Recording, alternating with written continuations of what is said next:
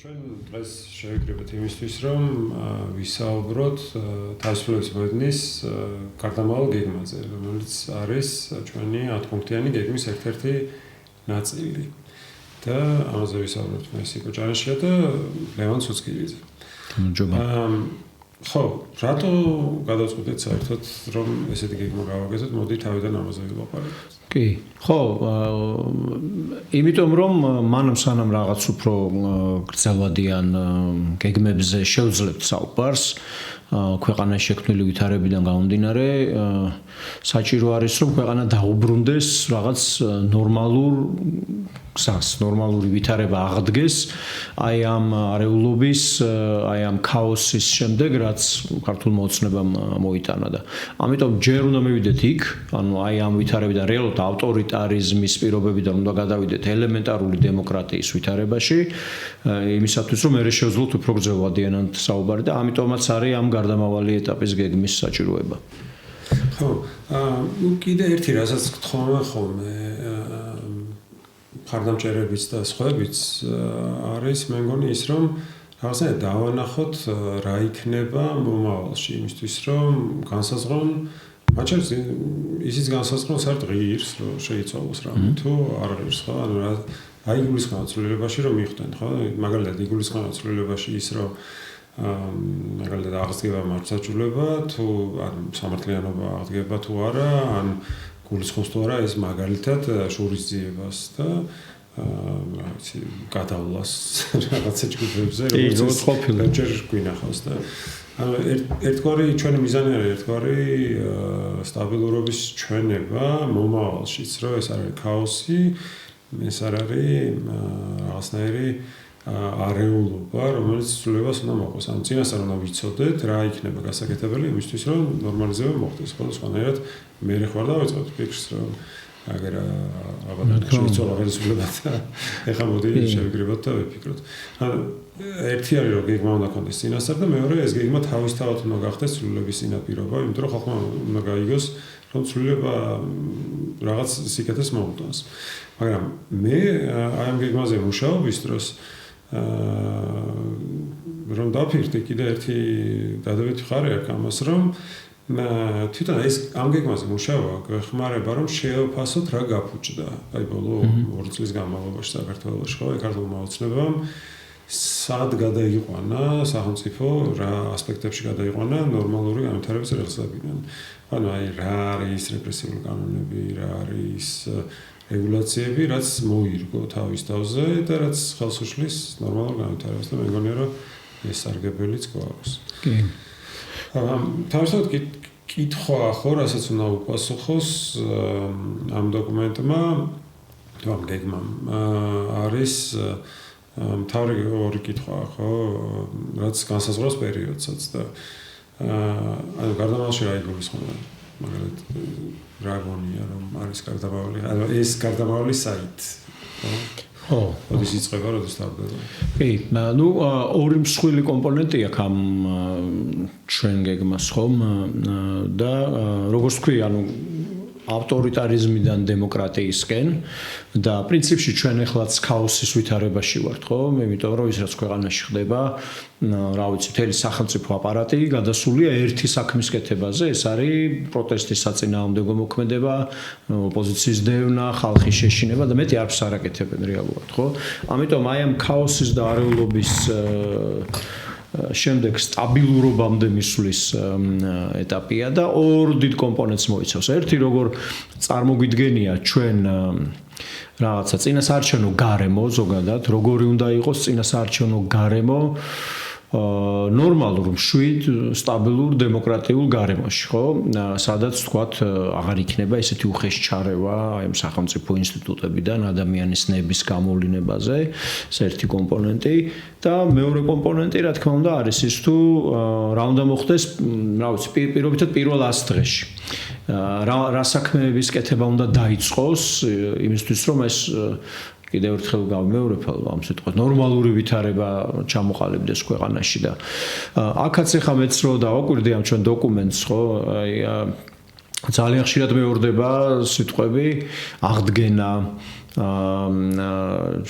აღდგენა, დაბრუნება ასევე გაუქმება იმ მავნებლური კანონმდებლობის რაც შეიქმნა. ამიტომ აი ეს ორი ამბავია, ხო, რაღაც როგორი უნდა იყოს ნორმალურ ქვეყანაში წინასაარჩევნო გარემო და როგორ რა უნდა გავაკეთოთ იმისთვის, რომ განვითარების დემოკრატიულ რელსზე გზაზე დადგეს ისევ ქვეყანა და ეს გააკეთოს სტაბილურად და ყოველგვარი პოლიტიკური შურისძიების შედეგად, ხო? ალბათ ერთ-ერთი მთავარი საკითხი ესეც არის ამ პროცესში, ამ გარდამავალ პროცესში, რომ როგორ ავირიდოთ თავიდან.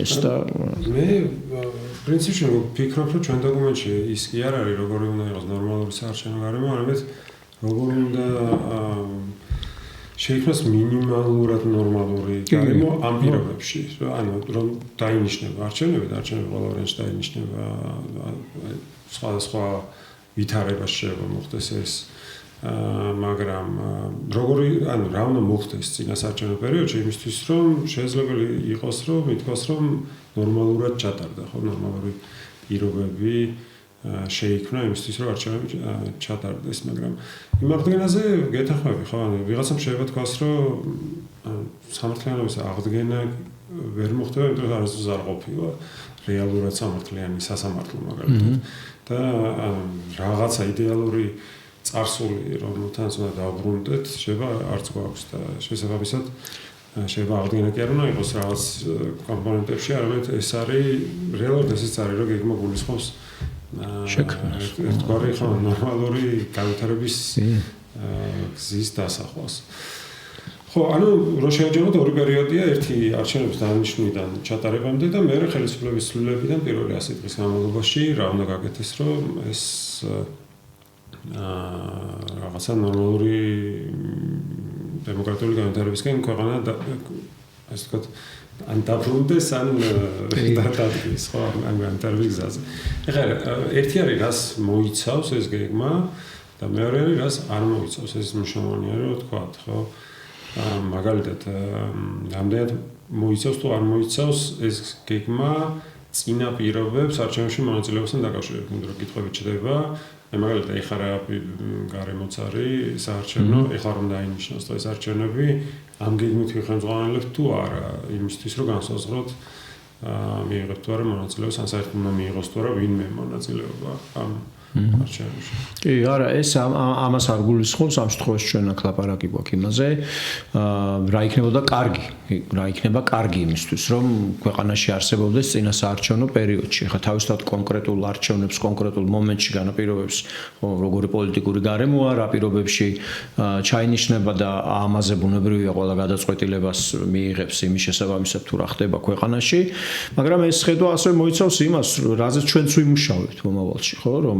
ქვეყანაში იყოს ისეთი გარემო, რომელიც რაღაც მართლა მინიმუმ ბაზისს შექმნის იმისთვის, რომ არჩევნები იყოს კონკურენტული, სამართლიანი მეტნაკლებად და მასში მონაწილეობა შესაძლებელი იყოს ყველასთვის, ვისაც ამისი გაკეთება უნდა. ამიტომ კონკრეტულ არჩევნებზე თქვა დღეს არის ლაპარაკი, რასაც ითხოვს პროტესტი, ხო, რომ ჩვენ ვითხოვთ არჩევნებს. ერთ-ერთი მოთხოვნა ეს არის.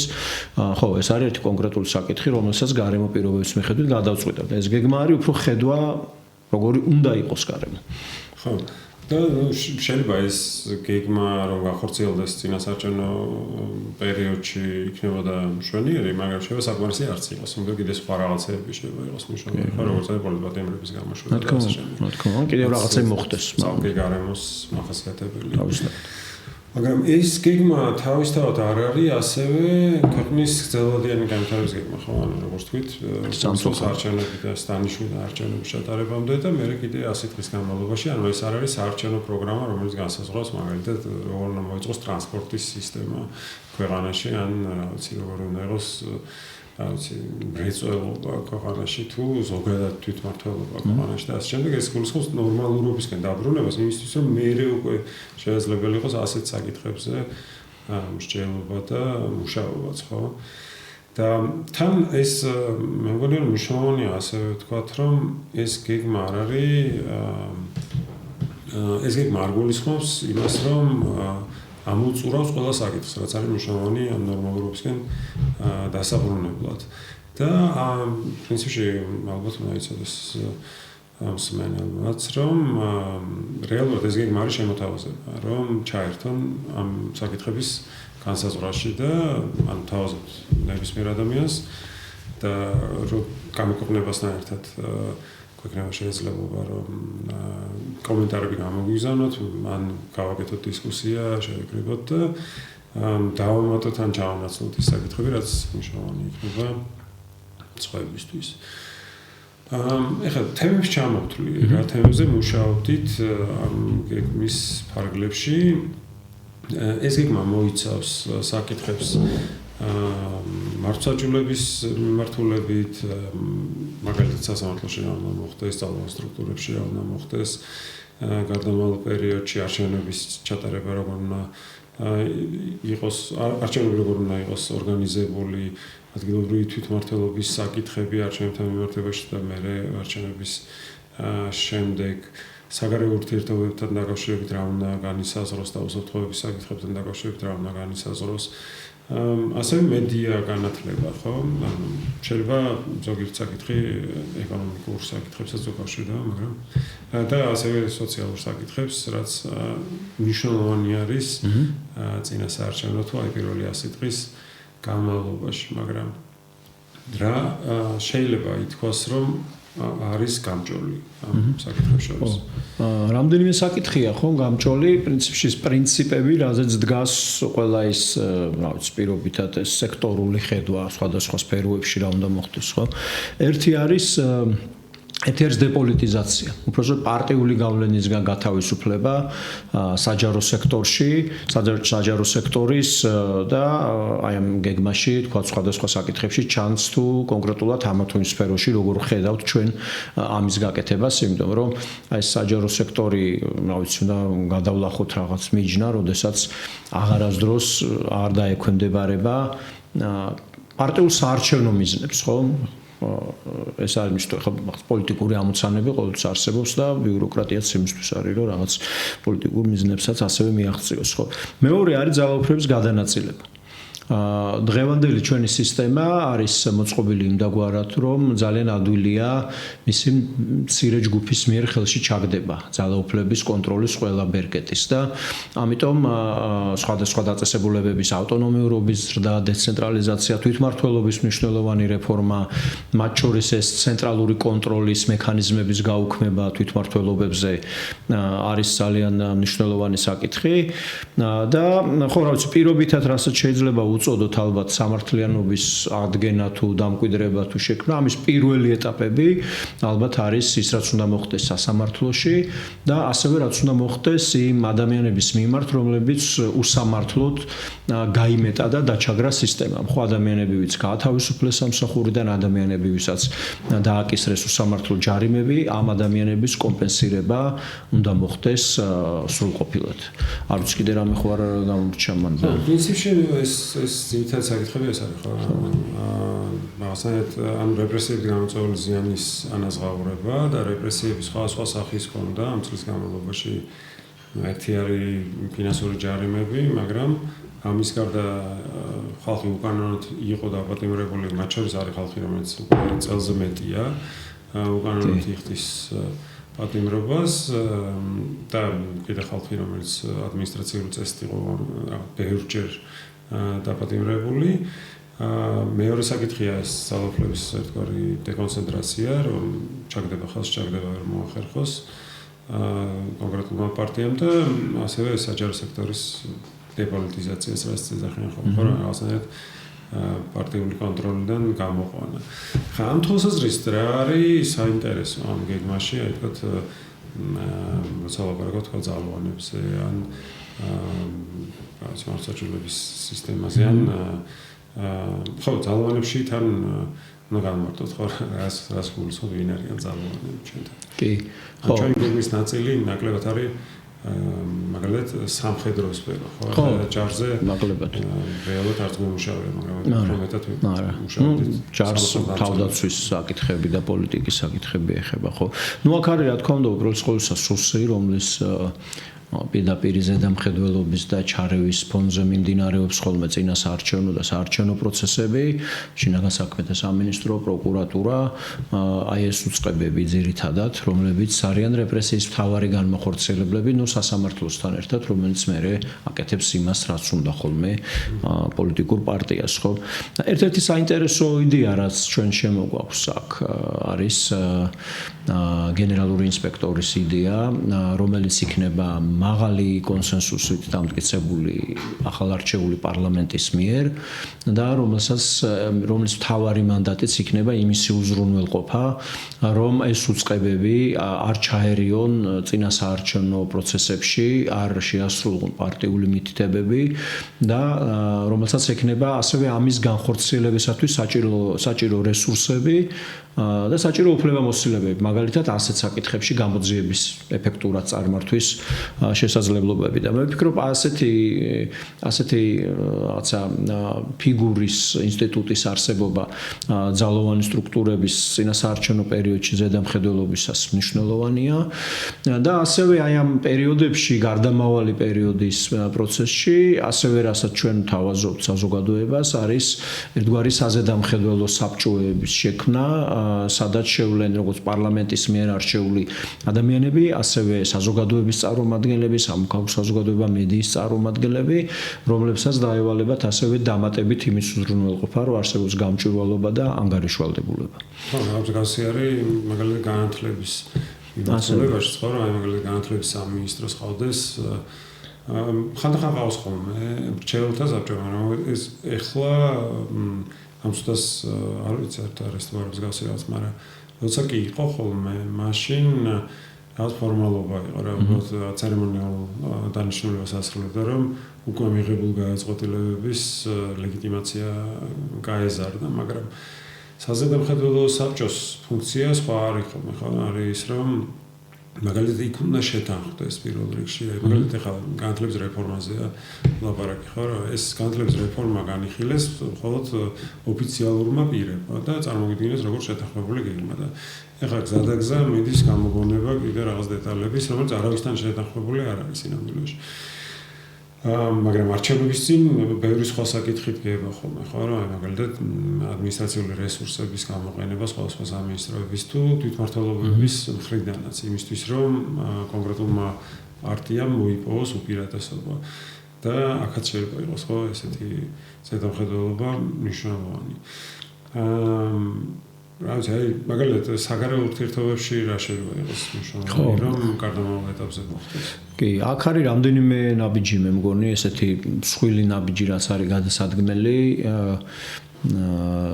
პირველ სკოლაში აქ ყველაზე ხშირად შეიძლება გავიმეოროთ ის სიტყვა, რომელიც დასაწყისში ვახსენე. ხო, რაღაცების აღდგენა, იმიტომ რომ ჩვენ მქონდა კარგი პარტნიორობა, კარგი ურთიერთობები ევროკავშირთან, შეერთებულ შტატებთან, დიდ ბრიტანეთთან და ეხლა ესენი, რა ვიცი, განადგურებულია უბრალოდ, ხო? ამიტომ აი ამ ძალიან სწრაფი მოქმედება იმისთვის, რომ მაგალითად სწრაფად შესრულდეს ის 9 რეკომენდაცია, რომელიც ევროკავშირმა მოგცვა ჩვენ კანდიდატის სტატუსის მინიჭების შემდეგ. ხო, ეს იქნება ერთ-ერთი მთავარი პრიორიტეტი და ეს 9 რეკომენდაცია თავისთავად არ ეხება ბუნებრივია საგარეო ურთიერთობებს მხოლოდ. იქ არის რაღაც კომპონენტები, რომელიც ჩვენ და ევროკავშირის ურთიერთობას ეხება კონკრეტულად, მაგრამ ასევე ეხება მართლმსაჯულებას, კორუფციის წინააღმდეგ ბრძოლას, ადამიანის უფლებებს და სხვადასხვა. ამიტომ მე ვფიქრობ, რომ ეს იქნება ერთ-ერთი მთავარი საწყისი წერტილი აი ამ ურთიერთობების გადატვირთვაში ჩვენს მეგობრებთან, რომელიც ქართულმა ოცნებამ გაანადგურა, ხო? და აქ ალბათ ერთ-ერთი პრაქტიკული მნიშვნელოვანი რამ, რაც უნდა მოხდეს, არის აი ამ პრიორიტეტის ასევე სახელმწიფო ადმინისტრირებაში მაღლა დაყენება. ჩვენ ვიცით, რომ ქართულმა ოცნებამ ის ინსტიტუტები და ის თანამდებობები, რომლებიც უშუალოდ იყვნენ შექმნილი იმისთვის, რომ ეს ევროინტეგრაციის პროცესი დაეჩქარებინათ, დეზინფორმაციასთან ბრძოლა ეწარმოებინათ და იმ ჰიბრიდული ომის საწინააღმდეგო ორგანიზაციები იყვნენ, უბრალოდ გააუქმა, ხო? ამიტომ ჩვენი ერთ-ერთი იდეა არის ის, რომ აღდგეს სახელმწიფო მინისტრის პოსტი ევროინტეგრაციის საკითხებში და მას ჰქონდეს ასევე პირველი ვიცე-პრემიერის თანამდებობა და ეფექტურად იმუშაოს როგორც მაკოორდინირებელმა აი ამ საქმეების და ასევე უნდა აღვადგინოთ ის ინსტიტუტები, რომლებიც ძალიან ეფექტური იყვნენ აი ამ რუსულ ჰიბრიდულ ომთან ბრძოლაში, იგივე დეზინფორმაციასთან, ხო? მაგალითად ნატოს საინფორმაციო ცენტრი, რომელიც პრაქტიკულად დისფუნქციური არის ეხლა და აღჭურვოთ ის ახალი უფლებებით. ასევე ახალ ურთიერთობებს უნდა შევეცადოთ და ავიყვანოთ ჩვენი სამხედრო პოლიტიკური კავშირები და უსაფრთხოების კავშირები, როგორც ევროკავშირთან, ასევე შეერთებულ შტატებთან და ერთ-ერთი რეკომენდაცია, რაც ევროკავშირს ჰქონდა საქართველოსთვის მიცემული, ეს იყო მათ საგარეო და უსაფრთხოების პოლიტიკასთან საქართველოს თანხვედრის გაუმჯობესება და ბოლო წლების განმავლობაში ეს თანხვედრა უარესდებოდა ქართული ოცნების პირობებში, ეხლა საერთოდ საპირისპირო მიმართულებით ვართ, მაგრამ აი ეს თანხვედრის მაჩვენებელიც მკვეთრად უნდა გაიზარდოს ჩემი აზრით. და კიდევ არის რამდენიმე ისეთ საინტერესო, მაგრამ მსხვილი თემები ეს არის და ხო, ასევე ძალიან მნიშვნელოვანი არის ისიც რომ ჩვენ ჩემი აზრით ვაჩვენოთ რომ ნდობა შეიძლება აი აქ არსებული აქტორების პოლიტიკური გარემოსი რომელიც შეიქმნა და ამიტომ ის სხვა რაღაცეები რაც ჩვენ გარდამავალ პერიოდის პროგრამაშია მოცემული ასევე დაგვეხმარება იმაში რომ საგარეო ურთიერთობებში სწრაფად განვაახლოთ ნდობა და გადავიდეთ ნორმალური თანამშრომლობის ეტაპზე ისევ. საკმაოდ რთული მემკვიდრეობა დახვდება ყველას ვინც კი ამ გეგმაზე დაიწყეს მუშაობას, იმიტომ რომ მართლაც სამხედრო სტრატეგიული პარტნიორობა თუ შეწყვეტილი არის დღეს ამისი აღდგენისთვის და არწმუნო ის ხალხი ვისაც პარტნიორებად თვლიდით და ვინც პარტნიორებად თვლით რომ ეს არ არის უბრალოდ დროებითი ისევ თავის მოჩვენება რომ როგორც საქართველოს ეცნება აკეთებდა ახლა რომ ვითომ მიდიოდეთ ევროპისკენ მაგრამ სინამდვილეში შეწყდა ყველანაირი ანუ ინსტიტუტების თავსებადობის მიმართულებით შეწყვეტეს მოქმედება, ხო და პირიქით გაუარესეს. მაგრამ საინტერესო კიდე ის არის, რომ აი ხარ ეს ლაპარაკობთ რეალურად არის წინააღმდეგობის და პროტესტის მოთხოვნების ნაწილი, ხო? და აი თუ გავიხსენებთ ერთ-ერთი ყველაზე მნიშვნელოვანი ნაწილი ამ პროტესტში იყო საზოგადოებრივი მაუწყებლის პროტესტი და ჩვენი გეგმის ნაწილი ესეც არის, რომ საზოგადოებრივი მაუწყებელი გათავისუფლდეს პოლიტიკური კონტროლისგან და წინასაარჩევნო პერიოდში საშუალება მიცეს სხვა პოლიტიკურ ჯგუფებს, რომ მოიპოვონ ეთერი, არა მხოლოდ პოლიტიკურ პარტიებს, არამედ იმ ხალხსაც, ვინც იბრძვის სამართლიანობისთვის დღეს საქართველოს სხვა რეგიონში, რომელიც იჩაგრებიან, არა მხოლოდ სახელმწიფოსგან, არამედ სახელმწიფოს თან შერწყმული რაღაცა ოლიგარქიული ჯგუფებისგან. ამიტომ მაგალითად ხო და მე კიდე ცალკე საკითხია იმ ას დღეში როგორ უნდა მოხდეს იმ დანაშაულებების გამოძიება, რომელიც მედიის მიმართ თავდასხმებს გულისხმობს, რომელიც აი ხა ერთ წელს განმავლობაში იყო ასობით სხვა შორის და არა ერთეულები, როდესაც ჟურნალისტებს თავს ესხმოდნენ, როდესაც უკანონოდ გაათავისუფლეს საზოგადოებრივი მაუწყებლიდან ადამიანები, როდესაც უკანონოდ დააჯარიმეს მედია საშუალებები. ერთ-ერთი გამჭოლი საკითხი ამ ყველა მოქმედებაში ისიც არის, რომ უნდა გაუქმდეს ყველა ეს რეპრესიული კანონი, ხო, რაც იქნა მიღებული და ერთ-ერთი ყველაზე მნიშვნელოვანი კანონი, აი სუსუთავიდან რითიც დაიწყო ეს ყველაფერი, იყო ეს ეგრეთ წოდებული გამჭვირვალობის, ჩვენ ასე რუსულ კანონს ვეძახით, ეს კანონი, რომელიც მედიას ზღუდავს და აი ესეთი საკითხები ძალიან მნიშვნელოვანია. ეხლა რაც შეეხება სასამართლოებს, ხო, აი ესეც საინტერესოა, ეს არის ერთ-ერთი ყველაზე რთული საკითხი, იმიტომ რომ ჩვენ ხედავთ იმას, რომ ისეა შექმნილი სტრუქტურები ჩვენთან, რომ დაიცვას ეს კავშირი, რაც არსებობს რეალურად მართლ პარტიასა და სასამართლოს შორის და ერთი მხრივ და მეორე მხრივ დაიცვას სასამართლო კლანი, იმისგან რომ გარედან ჩარევა შესაძლებელი იყოს. ხო და ნუ აქაც მნიშვნელოვანი ნაბიჯები იქნება გადასადგმელი ერთი მხრივ იმისთვის, რომ გადამოწმდეს საერთო კეთილსინდისიერება მოსამართლეებს, რომლებიც მონაწილეობდნენ ხო აი ამ რეპრესიებში და მეორე ის ჩვენ საბედნიეროდ ყავს მოსამართლეები, რომლებიც არ მონაწილეობენ ამ რეპრესიებში. მათ შორის არ მონაწილეობენ, იმიტომ რომ არ ენდობა კლანი, რომ რეპრესიებს განახორციელებენ და არ აძლევს მათ ხა მაგალითად საქმეებს. და მათ შორის ყავს მოსამართლეები, რომლებიც ღიად გამოხატეს ხო თავისი დამოკიდებულება ამ რეპრესიული კანონების თუ რაღაცა ინტეგრაციის გზიდან გადახვევის და ან ჩვენი გეგმის ნაწილი ესეც არის, რომ ეს ხალხი პირველ რიგში ეს ხალხი უნდა გამოიყენოთ იმისთვის, რომ რაღაც ახალი მექანიზმები შეიქმნას, ხო, მაგალითად იმისთვის, რომ საარჩევნო დავების განხილვა მოხდეს მათ მიერ და იმათ მიერ, ვინც კონკრეტულ პარტიას ემსახურება. და მე რომ შეიძლება იყოს ეს გარდამავალი მარცხენების განხორციელებაც, სადაც მათ შორის ის საკითხებიც უნდა განვიხილოთ, რომელიც მოსამართლეების ქცევას გულისხმობს ამ პერიოდში. ხო, რამის ხარ მოსამართლეებს? ხო, ეს ალბათ ეს არის ერთ-ერთი ყველაზე ესეთი არც ერთი არ არის აქედან მარტივი საკითხი, მაგრამ ყველაზე დელიკატური და რთული საკითხი, მაგრამ ხო, მეც მეთანხმები მაგას, რომ ჩვენში ხშირად გონია, რომ რაღაცები არ შეგვიძლია, რომ არ გვყავს ადამიანები, რომლებიც პატიოსნად მოიქცევიან, რომლებიც პროფესიონალები. სამდვილეში ასე არა. პრაქტიკულად ეხლა უბრალოდ ამ პირობებში ეს ადამიანები არიან ან გადავნილი სისტემიდან, ან მარგინალიზებული, ან საერთოდ ჩამოშორებული პროფესიულ საქმიანობას, მაგრამ როგორც კი პოლიტიკური ნება გაჩნდება ამის, მე ვფიქრობ, რომ ამ ქვეყანაში არის რესურსი იმისი, რომ მართლა კონდეს დამოუკიდებელი სასამართლოც და მიუკერძოებელი საზოგადოებრივი მაუწყებელიც. ანუ ნამდვილად არ ვთვლი მეც, რომ აი არ გვყავს ესეთი ადამიანები. კი გვყავს და ძალიან გაბედული და ძალიან მცოდნე ადამიანები არიან. ერთ-ერთი საკითხი, რაც აწუხებს ხალხს, როცა დავდივართ ხოლმე სხვა ქალაქში თუ სოფელში, არის ის, რომ თვითმმართველობა ძალიან ჩართულია პარტიის სასარგებლო საქმიანობაში, ხო? ორგანიზებას უწევს არჩევნებს და რაღაცნაირად აკონტროლებს მოქალაქეებს და ხელს უშლის სხვებს, ხო?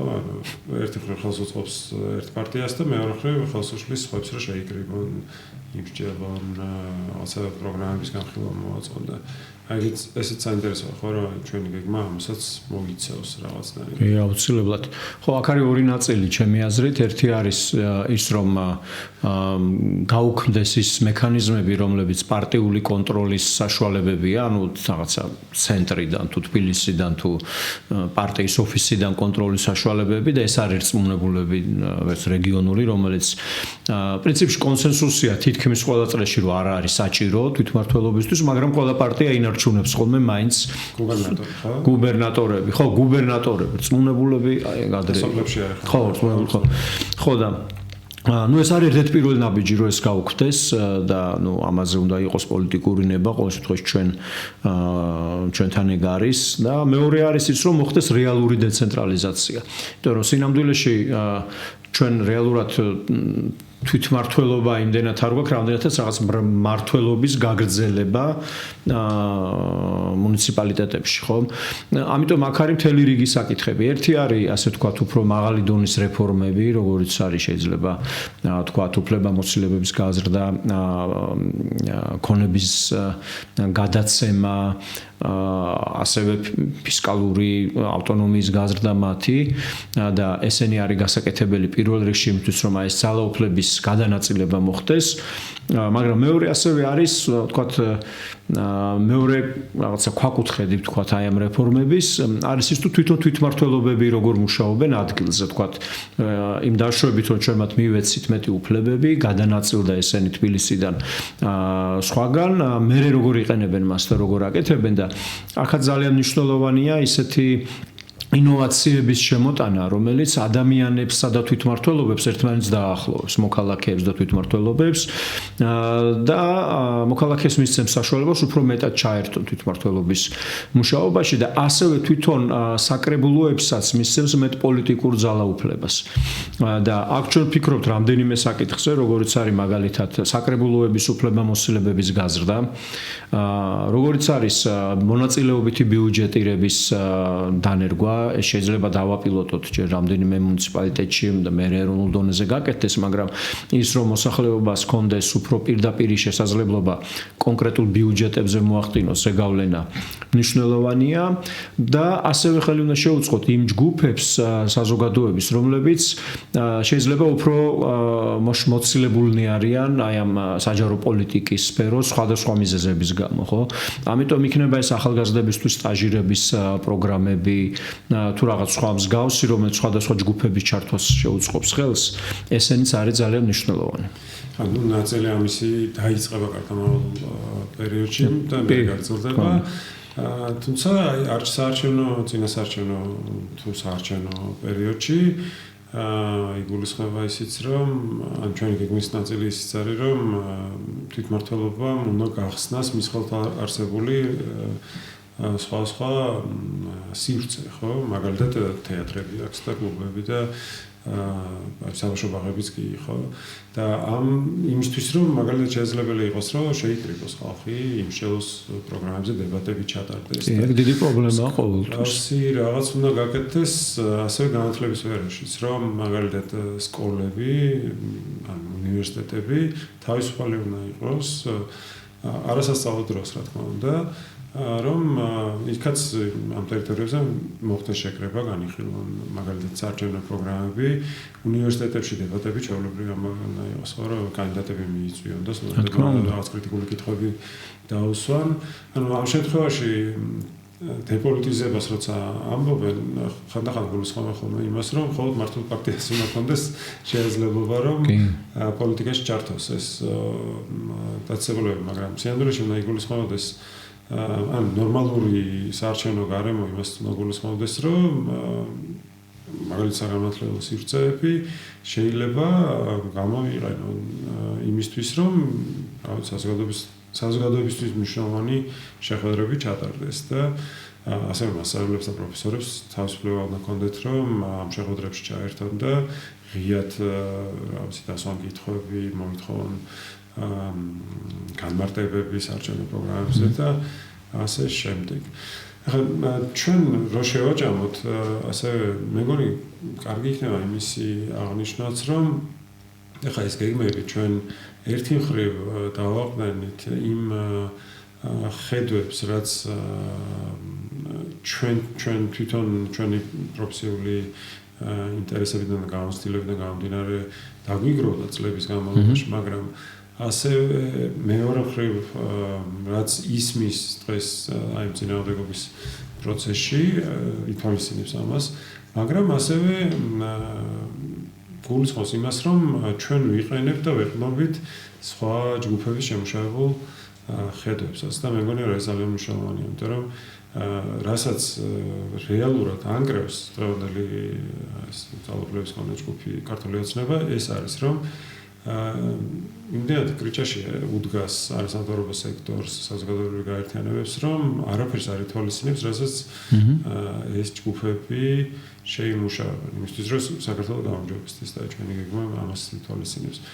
ერთ-ერთი არის მაგალითად საარჩევნო პრობლემებთან დაკავშირებით, იმისთვის, რომ გაიმართოს არჩევნები, ნაკლები პრობლემებით და თან შედარებით მარტივად, ისე რომ მინიმალურად იყოს საჭირო საარჩევნო კანონმდებლობის შეცვლა, მაგალითად ვეყნობით საზოგადოებრივი ასამბლეის მიერ შემუშავებულ კვლევებს და მათ მიერ შემუშავებულ ზოგიერთ გადაწყვეტილებას. ასევე პრინციპში გვაქვს გათვალისწინებული სხვა სფეროებში, მაგალითად მედიის სფეროში ვეყნობით სხვა ორგანიზაციების კვლევებს და დაკვირვებებს და მართლმსაჯულების სფეროშიც და თვითმმართველობის სფეროშიც წავიდე. ეს მეგონია რომ ხო ეს მნიშვნელოვანი ასპექტია და პრინციპში ეს არის იმ დასაწყისში რაც ვთქვით იმის გაგრძელებაც რომ ეს გეგმა არის შემოთავაზება არ მხოლოდ იმ ჯგუფებისთვის რომელსაც უკვე ნამუშევარი აქვს და საკითხებზე რამეთ ახლებისთვისაც ახალი გაერთიანებებისთვისაც რომ ჩაერთონ საკითხების განხილვაში კი, ეგ არის და რა თქმა უნდა, ახლოს მომავალში ასევე გვექნება კიდევ უფრო დეტალური პრეზენტაცია. თუმცა ეს არ იქნება ესეთი კატეგორიული, ხო? როგორც თქვი, ეს იქნება დოკუმენტი, რომელზეც პირიქით რაც უფრო მეტი თანამონაწილეობა იქნება სხვადასხვა ჯგუფებისგან უკეთესია და პრინციპში ეს არის ერთ-ერთი საქმე, რასაც პოლიტიკური პარტია უნდა აკეთებდეს, ხო? სხვადასხვა ჯგუფების მოსაზრებებს აერთიანებდეს პოლიტიკურ პროგრამაში და სთავაზობდეს მერე საზოგადოებას მის განხორციელებას, ხო?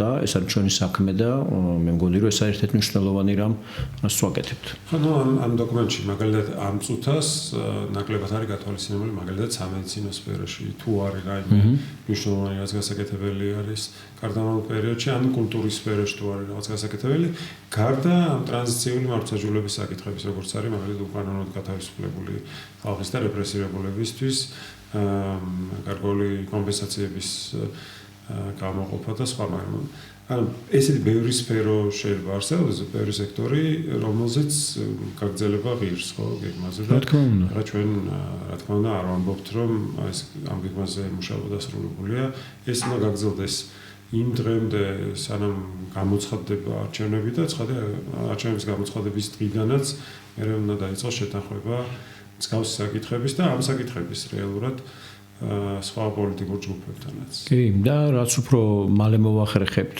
მეტრამეზე შეთანხმებას, მით უკეთესი იქნება ქვეყნისთვის, ხო? იმიტომ რომ უფრო სწრაფად მოხდება იმ ცვლილებების განხორციელება, რომელიც აუცილებელია.